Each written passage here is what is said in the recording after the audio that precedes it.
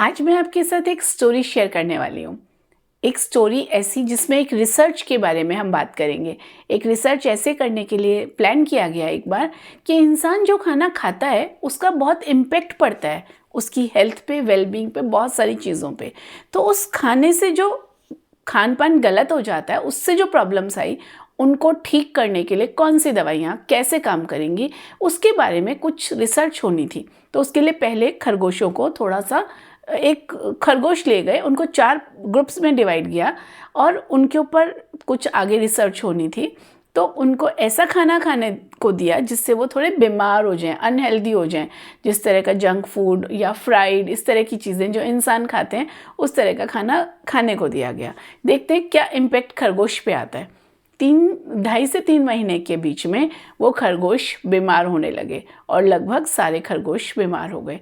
Researchers ने देखा कि 4 ग्रुप्स जो डिवाइड किए थे, 3 ग्रुप्स के खरगोश पूरी तरह सब बीमार हो गए, लेकिन चौथे ग्रुप के खरगोश हेल्दी थे, कंफर्टेबल, कूद फांद कर रहे थे। उनको बड़ी हैरानी हुई, सेम एनवायरनमेंट, सेम खाना, एक ग्रुप के खरगोश बीमार क्यों नहीं हुए? खाना तो चेंज नहीं हुआ। वो रिसर्च तो उन्होंने छोड़ी कि उसका इम्पैक्ट क्या होगा, पहले उन्हें ये फाइंड आउट करना था इस ग्रुप के खरगोश बीमार क्यों नहीं हुए। फिर उन्होंने कहा लेट्स डू इट अगेन, कहीं कुछ चेंजेस हो। बड़ी स्ट्रिक्टनेस के साथ इंस्ट्रक्शंस दी गई, 4 ग्रुप्स में डिवाइड किया गया और उन खरगोशों को फिर से वही खाना दिया गया। वही 2.5-3 महीने के अंदर सभी खरगोश फिर से बीमार होने लगे और इस बार भी रिजल्ट्स वर सेम। 3 ग्रुप्स के खरगोश बीमार हुए और चौथे ग्रुप के खरगोश बीमार नहीं हुए। तो अब तो रिसर्चर्स को बहुत टेंशन हो गई और सबसे मज़े की बात ये थी कि जो उनके केयर टेकर थे उसमें से जिसके खरगोश बीमार नहीं हुए थे फर्स्ट बैच में, उसी के खरगोश सेकंड टाइम भी हेल्दी थे, खाना सेम, लेकिन एक बंदे के खरगोश ठीक रह रहे हैं। तो अब तो बड़ी मिस्ट्री हो गई। उन्होंने कहा एक बार फिर से रिसर्च करते हैं और इस बार स्ट्रिक्टनेस के साथ कुछ ऑब्जर्वर्स, कुछ कैमरास, सब कुछ फिट किए गए कि आखिर ये लेडी क्या करती हैं, ये क्या डिफरेंस है जो बाकी खरगोश बीमार होते हैं और इनके खरगोश बीमार नहीं हो रहे। तो फिर वही हुआ, टाइम बीतता गया, 2.5-3 महीने। कुछ ऑब्जर्वर भी था जो अपने रिपोर्ट्स देता गया।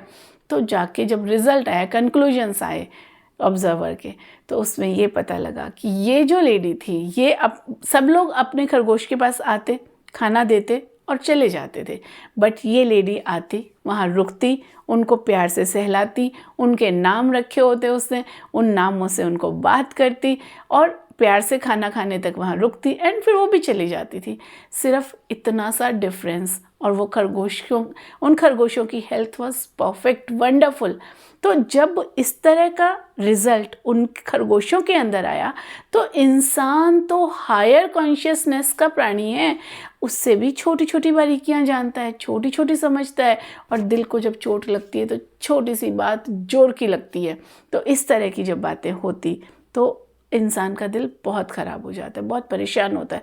तो अगर आप अपनी लाइफ में चाहते हैं कि आप खुशियों में जिएं, हेल्दी जिएं, तो आपको क्या चेंज करना है? छोटी सी चेंजेस, ज़्यादा कुछ चेंज नहीं करना, क्योंकि वही खाना, वही एनवायरनमेंट, उसके अंदर भी कुछ लोग हेल्दी और खुश रहते हैं, कुछ नहीं। अगर आपको खुश रहने वाला बनना है तो you just have to spread some care, some love, some attachment, थोड़ी सी दया, थोड़ा सा करुणा। ये सब जो पॉजिटिव एंड सॉफ्ट फीलिंग्स हैं, इनको अपने अंदर से थोड़ा सा अपने एनवायरनमेंट में और लोगों तक पहुंचाना है। जब आप ऐसा कर पाते हैं तो वो लोग उस फीलिंग को परसीव करते हैं, वो लोग खुश रहते हैं, उनसे आपके लव्ड वन हैं, आपके फ्रेंड्स हैं, आपके वर्कर्स हैं, वो खुश हैं, तो अल्टीमेटली आपको भी वही खुशी आने लगती है। So it is the very easy way. और जब आप इस तरह से खुशी का एक आसान तरीका ढूंढ लेते हैं, एक्चुअली खुशी के बहुत सारे सीक्रेट्स में से ये एक बहुत आसान और बहुत सिंपल तरीका है जिससे आप अपनी खुशियाँ कई गुना बढ़ा सकते हैं। अगर आपको ये स्टोरी अच्छी लगी और आप मेरे साथ जुड़ना चाहते हैं, इस तरह की और स्टोरीज सुनना चाहते हैं या मेरे साथ लाइव वीडियोस में आना चाहते हैं, तो नीचे डिस्क्रिप्शन में मैंने अपने व्हाट्सएप कम्युनिटी का लिंक दिया है। You can join my WhatsApp community and वहाँ पे मैं आपके साथ जूम लिंक शेयर करके we will be having discussion and मैं अपनी और बहुत सारी बातें आपके साथ शेयर करूँगी। Bye bye.